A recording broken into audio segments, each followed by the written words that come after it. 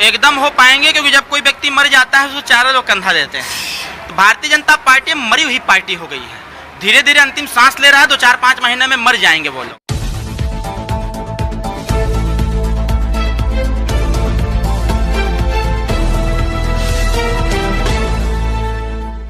मुख्य अतिथि के रूप में रहे हैं, जो कहीं न कहीं सुभाषपा को इस विधानसभा क्षेत्र में इनके प्रत्याशी हैं चौबे जी, इनको जिताने के लिए आए हुए हैं।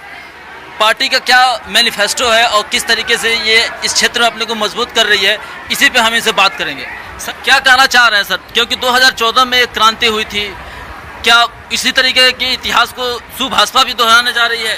14 में कोई क्रांति नहीं हुई थी। ये देश का युद्ध नहीं चल रहा है, कोई गुलाम यहाँ नहीं है। राजनीति है, राजनीतिक माहौल बदलते रहते हैं, परिस्थितियाँ विपरीत और अनुकूल प्रतिकूल होती रहती हैं। 2022 का जो चुनाव सामने है विधानसभा का, वो चुनाव वाकई में बहुत दिलचस्प होगा, क्योंकि जनता भी जैसे कांग्रेस के वादे से, सपा और बसपा के इरादे से त्रस्त हो चुकी थी, तो उन्होंने भाजपा को लाया। और 2014 से वो खुली आंख से सपना दिखा रहे हैं प्रदेश और देश की जनता को। तो जनता पढ़ी लिखी हो गई है, समझदार हो गई है और राजनीतिक ज्ञान अब रख रही है। तो जनता जान चुकी है कि ये भारतीय जनता पार्टी के देश के प्रधानमंत्री वो सिर्फ अपने मन की बात कर सकते हैं, जनता के मन की बात नहीं कर सकते। महाराज जी उत्तर प्रदेश के मुख्यमंत्री हैं, वो सिर्फ घंटा बजा सकते हैं, उत्तर प्रदेश की सरकार नहीं चला सकते हैं। इन सारी चीज़ों से जनता त्रस्त आ चुकी है। भारतीय जनता पार्टी जो भी वादे करती है जस्ट उसके विपरीत कार्य करती है। इन सारी स्थितियों को देखते हुए प्रदेश की जनता जान चुकी है कि इसी सरकार में एक नेता ओम प्रकाश राजभर थे, जो कैबिनेट मिनिस्टर थे। जब जब उन्होंने सही बात भारतीय जनता पार्टी से कहने का प्रयास किया तो भारतीय जनता पार्टी ने उसको नज़रअंदाज किया, उसको इग्नोर किया। इसका मतलब कि भाजपा को सत्य सुनने की आदत नहीं है। आज ओम प्रकाश राजभर जी ने वो माहौल पैदा कर दिया है कि आज जनता जो त्राहिमाम कर रही थी, वो जनता ओम प्रकाश राजभर जी का जयकारा लगा रही है और ये कहते हुए पाई जा रही है कि एक्चुअल में वाकई में अगर कोई विकास कर सकता है प्रदेश का, क्षेत्र का और विधानसभा गांव के गरीबों का विकास कर सकता है, नौजवानों को रोजगार दे सकता है, पढ़े लिखे नौजवान जो पढ़े लिखे लखनऊ में लाठी खा रहे हैं उनको कोई रोजगार दे सकता है, उसका नाम ओम प्रकाश राजभर।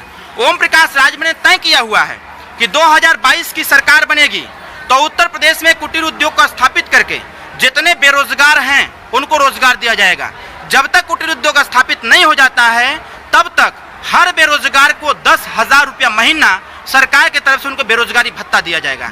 जो पढ़े लिखे नौजवान नौकरी नहीं पाए हैं इस सरकार में, हमारी सरकार बनेगी, जितनी नौकरियां प्रतिबंधित और पेंडिंग में है, जो सरकार के 5 साल बीतने जा रहा है अभी तक कुछ नहीं कर पाए हैं, वो सारी वैकेंसियां निकाल करके उत्तर प्रदेश के नौजवानों को नौकरी के लिए बताया जाएगा कि आप अप्लाई करो, एग्जाम दो, क्वालिफाई करो और नौकरी पाओ।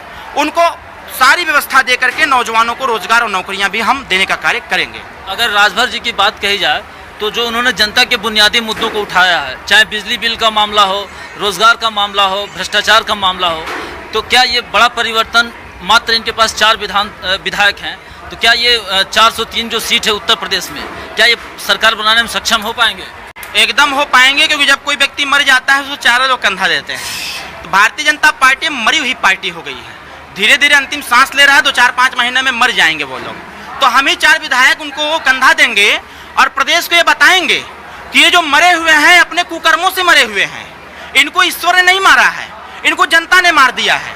तो जब जो जनता उनको मारेगी वो जानती है कि सही बात ओम प्रकाश राजभर जी करते हैं, तो वही जनता 403 सीटों पर ओम प्रकाश राजभर जी को समर्थन देगी, भागीदारी संकल्प मोर्चा की सरकार बनाएगी और सभी लोगों को उत्तर प्रदेश की पॉलिटिक्स में पता चल गया है कि अब जरूरत ओम प्रकाश राजभर की है, क्योंकि अंधकार छा गया है। अब जो अंधकार है, इस अंधकार को चीरने का काम एक करता है वो प्रकाश। अब वो प्रकाश उत्तर प्रदेश के बलिया जनपद के हैं, बनारस के हैं, बलिया में हैं। आज पूरे प्रदेश में घूम के अलख जगा रहे हैं। 2022 में देखिएगा जिस प्रकार से 2014 में मोदी जी को लाया उम्मीदों से, तो उन्हें तो झूठ बोल बोल के इतना झूठ बना दिया कि ये हिमालय से बड़ा पहाड़ झूठ का हो गया है। अब ओम प्रकाश राजभर का नंबर है। 2022 में दिखाया जाएगा सरकार बना करके, विकास करके, इन तमाम पार्टियां जो सरकारें बना चुकी इनको बताया जाएगा कि विकास कैसे किया जाता है। बहुत बहुत धन्यवाद सर। ये हमारे साथ रहे अरविंद राजभर जी, जिन्होंने बताया कि आने वाला समय कहीं न कहीं सुभाषपा का है और ओम प्रकाश राजभर जी यहाँ निश्चित तौर पर सरकार बना के दिखाएंगे। धन्यवाद।